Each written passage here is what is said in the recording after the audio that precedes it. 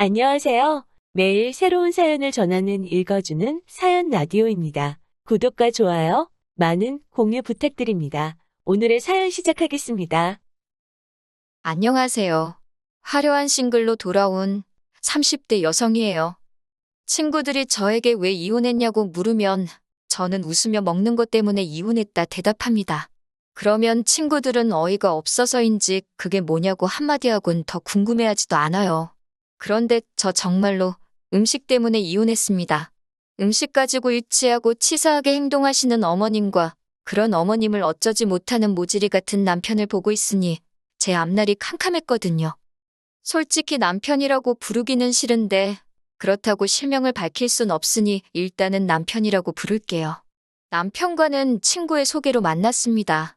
저랑 친구는 고교 동창이고 친구와 남편은 대학교 동기 사이예요.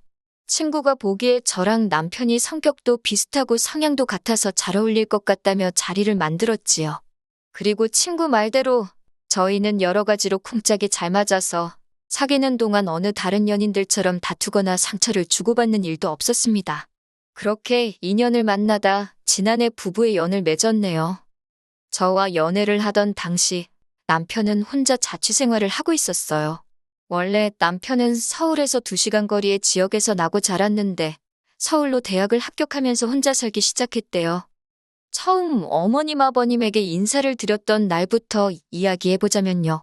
아버님은 처음 만난 저에게 퇴근하고 오느라 고생했다는 인사를 건네시는 무난한 분이셨고 어머님은 어른께 이렇게 표현해도 될지 모르겠지만 깐깐하고 새침한 분 같더라고요. 편하게 대화를 이끌어주시거나 인자한 미소를 보여주시는 분과는 거리가 멀었지요. 게다가 어머님의 아들, 그러니까 제 남편이 처가인 저희 집에서 상다리 부러질 만큼 대접을 받고 왔다 들었다며 그런데 당신은 차린 게 이것밖에 없어서 미안하다는 말씀과 달리 어머님 얼굴에는 사돈에 대한 고마움이나 차린 게 없는 식탁에 대한 민망함은 조금도 엿볼 수 없었달까요? 어머님이 차리신 식탁에는 소고기 묵국에 밥, 신김치와 장아찌 그리고 마른 김이 전부였습니다. 좋게 말해 소박한 밥상이었고 솔직한 심정으로 이야기하자면 며칠 전 친정어머니가 남편을 위해 차려주신 밥상과 비교가 되어 속이 상했어요. 처음 인사를 드리러 온 날인데도 고작 이런 대접밖에 못 받는 제 신세가 철양맞다 싶었고 남편도 식탁을 보고는 좀 민망했는지 어머님 떨어 불고기나 잡채 같은 거는 없냐고 묻더라고요. 그러자 어머님께서는 음식이 정성이 중요한 거지 가짓수가 문제냐고 한마디 하셨는데 그게 제 귀에는 왠지 곱게 들리지는 않았습니다. 어머님이 직접 퍼주신 제 국그릇에는 소고기 묵국이라는 이름이 남사스러울 만큼 고기라곤 꼴랑 2점이 들어있는 게 전부였어요. 반면 남편의 국을 힐끔 보니 그냥 소고기국이라고 부르는 게 맞겠다 싶을 정도로 고기가 가득 차 있더라고요.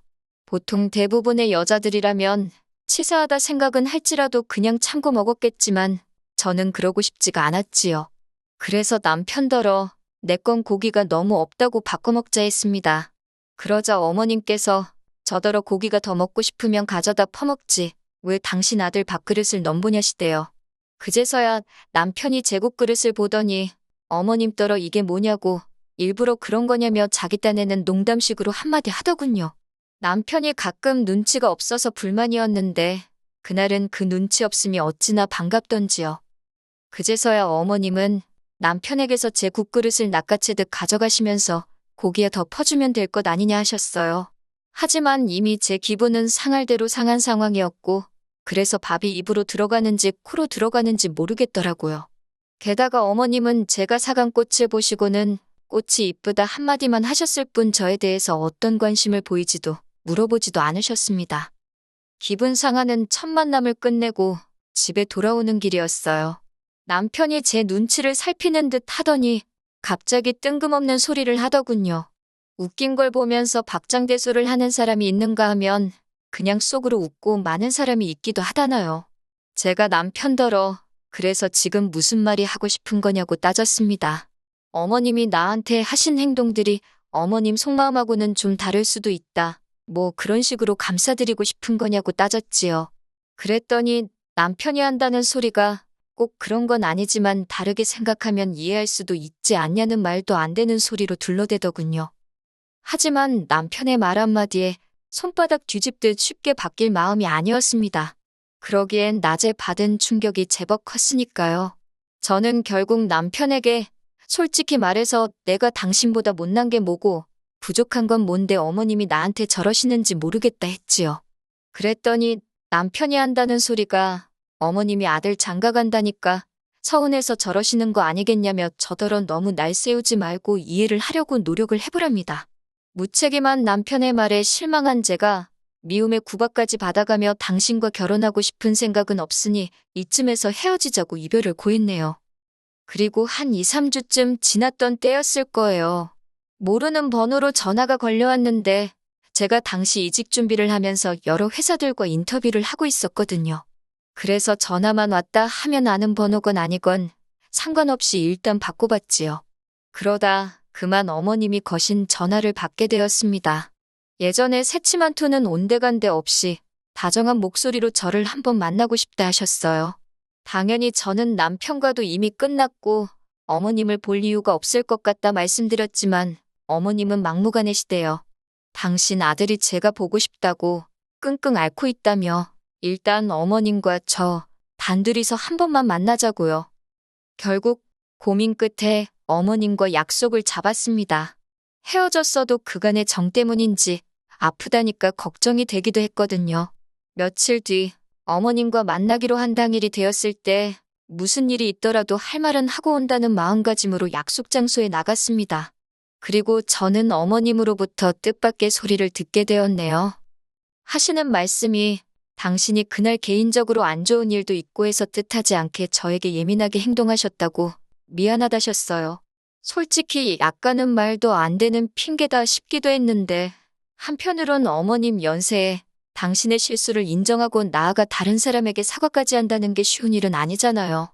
아무튼 기대는커녕 생각지도 못한 어머님의 사과를 받고 나니 순간이었지만 어머님과 한결 마음이 가까워진 것도 같고 이후로 저는 남편에게도 사과를 받았고 얼마 지나지 않아 다시 어머님 아버님 댁에 정식으로 초대를 받아 가게 되었습니다. 그리고 그때는 첫 만남과 달리 외식을 하긴 했지만 어쨌든 저와 어머님 사이가 좋아지는 듯 했지요. 하지만 옛말에 집어릇 개주냐고 하잖아요. 정말 그 소리가 딱이었습니다. 어머님의 음식 차별은 제가 남편과 식을 올리고 얼마 지나지 않았을 무렵 다시 시작되었거든요. 신혼여행을 다녀온 뒤 시댁에 가게 되었습니다. 아버님은 첫 만남 때와 마찬가지로 여행 갔다 오고 피곤할 텐데 오느라 수고했다 하시더니 이후로는 TV만 보시대요. 남편 역시 자연스럽게 아버님 옆으로 가서 TV를 보기 시작했고 어머님이 저는 부엌으로 따라오라셨지요. 부엌에 들어가니 음식 준비는 거의 되어 있지 않았습니다. 어머님이 시키시는 대로 양파 다듬고 파 썰고 정신없이 식사를 준비했어요. 그래도 이번엔 처음 인사드리러 왔던 날과 달리 생선구이도 있대요. 1시간 정도 걸려서 점심상이 차려졌습니다. 새로운 반찬도 많은데 어머님께선 굳이 냉장고에 있던 김치, 깍두기, 매실장아찌까지 다 꺼내놓으시더라고요. 그리고 그 반찬들을 제 앞에다 다 늘어놓으셨어요. 뿐만 아니라 제가 밥을 푸겠다고 했는데도 구태여 당신이 푸신다 하시더니 제 밥 딱 2숟갈 떼니까 밑으로는 다 누룽지더라고요. 생선구이도 아버님과 남편 사이에 딱 놓여 있어서 가져다 먹기도 참 그렇고 결국 참다 못한 제가 어머님한테 한마디 했습니다. 어머님 저는 뭐하고 먹으란 거냐고요. 그리고 왜 제 밥만 이렇게 다 누룽지냐고도 물었지요. 혹시나 제 말투나 표정 가지고 트집 잡으실까봐 정말 생글생글 웃으며 여쭤봤더니 어머님이 약간 당황하시면서 하시는 말씀이 원래 발효식품이 여자한테 좋은 거랍니다. 밥도 누룽지가 소화가 잘 되고 그런다고 다 여자한테 좋은 거래요. 그러면서 제가 생선 먹고 싶어 하는지 몰랐다며 한 토막 덜어주셨는데 그마저도 몸통이 아니라 꼬리 쪽이었더군요. 당장이라도 자리를 박차고 일어날까 한마디 더 해버릴까 하다가 그냥 그러시냐고 어머님이 저를 생각해서 이렇게 챙겨주셨다는 말이냐고 다시 한번 물었습니다. 어머님은 저더러 그렇다니까 뭘 몇 번씩 묻느냐며 자꾸 말하지 말고 밥이나 많이 먹으라셨어요. 그리고 모질이 같은 남편은 그런 상황에서 생선 뜯느라 정신이 없었고요. 식사를 다 마치니 아버님이랑 남편은 또다시 뭔가에 홀린 듯 거실로 가서는 TV를 보기 시작했고 어머님도 어디로 가셨는지 저 혼자 밥상을 치우게 되었습니다. 전 혼자 씩씩대면서 깨질라면 깨지라는 심정으로 탕탕거리며 그릇을 치웠지요. 하지만 이내 성질이 올라와서 참을 수가 없었기에 남편한테 속이 안 좋아서 집에 가자고 했어요. 어머님이 저더러 설거지도 안 해놓고 가냐길래 갑자기 좋은 음식을 너무 먹었더니 속이 뒤집어진 것 같다고 그랬네요. 어머님은 한껏 못마땅한 표정이셨지만 딱히 할 말을 찾지 못하셨는지 별 말씀은 더 안 하셨어요. 그리고 정확히 한 달 뒤 어머님의 생신날이었습니다. 어머님이 며느리한테 생일상 한번 받아보자면서 저희 집으로 오시겠다길래 그러시라 했지요. 집이냐고 해봤자 남편이 총각 때부터 살던 12평 오피스텔이라 엄청 작아요. 가스레인지도 아니고 인덕션 하나 달랑이 있어서 음식하기도 어렵고 어머님도 남편 총각 때부터 종종 오셔서 이 상황을 다 아시는데도 굳이 오시겠다 하신 거고요. 하지만 저는 별로 걱정은 안 되었습니다. 어머님 생신 때 무슨 음식을 해드릴지 지난 식사 이후로 다 정해뒀었거든요. 그리고 어머님이 오시기 바로 전날 저는 마트로 향했지요.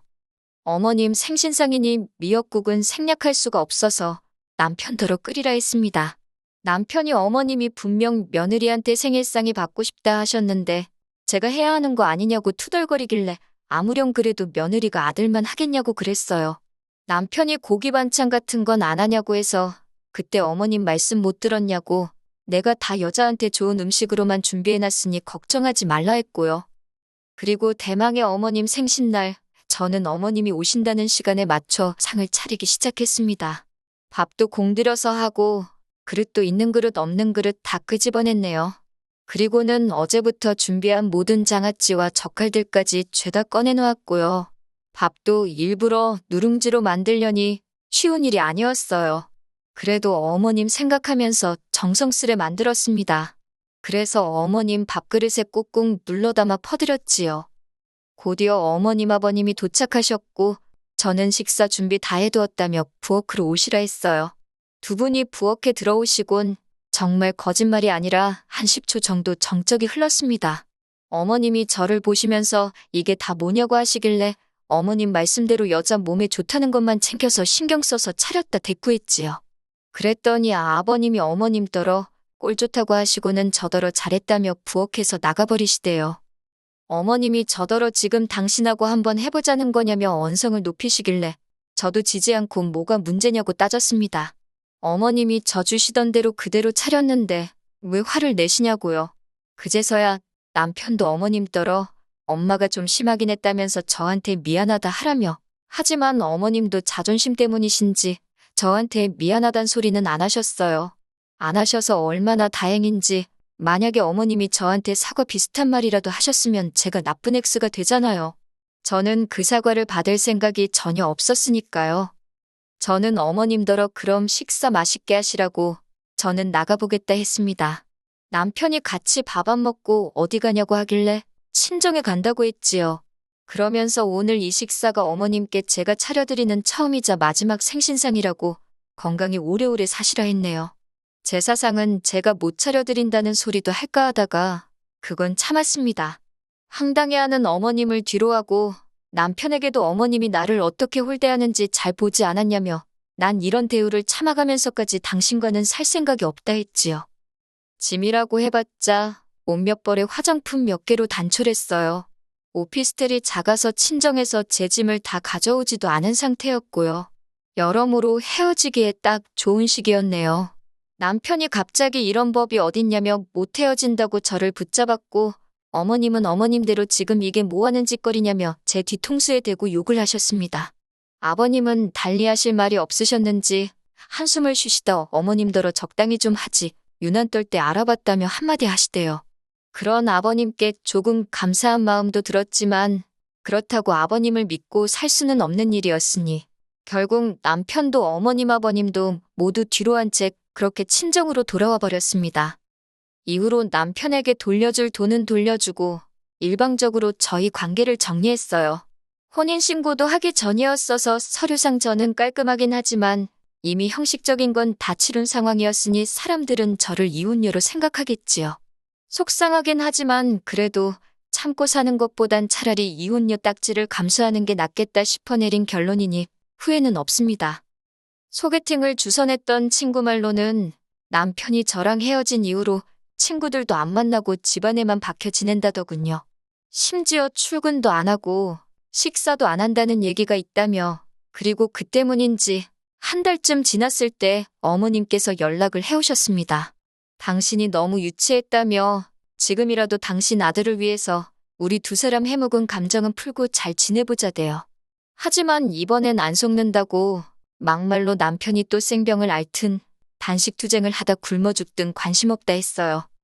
솔직히 누군가는 저더러 그까짓 먹을 거가 뭐라고 이혼까지 했냐 할 수도 있겠지요. 하지만 직접 겪어보기 전엔 그 더럽고 치사한 기분 절대 모를 거예요. 전 이제 그만 가서 맛있는 점심이나 차려 먹어야겠어요. 여러분도 모두 맛있는 식사하세요. 긴 이야기 들어주셔서 감사합니다. 오늘의 사연은 여기까지입니다. 구독과 좋아요, 알람 설정해주시면 앞으로 더 좋은 사연으로 찾아오겠습니다. 감사합니다.